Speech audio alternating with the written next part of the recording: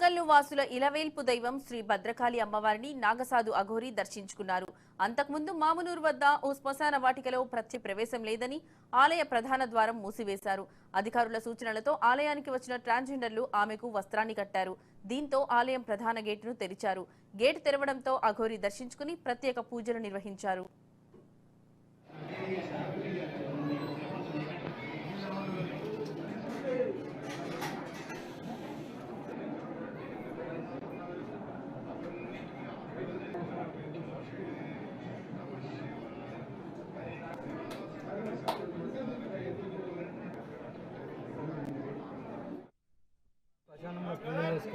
శ్మశానం నుండి పాదయాత్రకు వచ్చాను.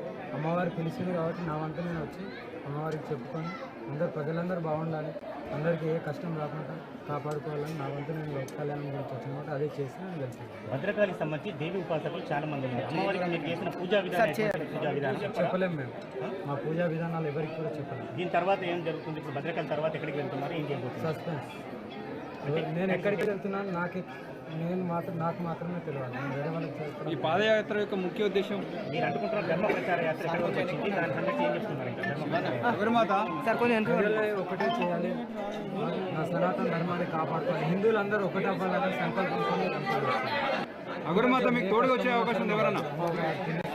మా కాళీమాత, నేను కూడా కాళీమాత ఉపాసన కాబట్టి అమ్మ మహిమలు నాకు తెలుసు కాబట్టి ఎవరన్నా వచ్చి అమ్మని దర్శించుకొని ఆ కష్టాలు చెప్పుకుంటే కంపల్సరీ నా అమ్మ తీరుస్తాను. ఇక్కడ పుష్పలీల గారు అందరికీ తెలిసిన నాయకురాలు, వారు వారి బృందం అంతా వచ్చారు. మరి దానికి సంబంధించింది మీ ఆలోచన?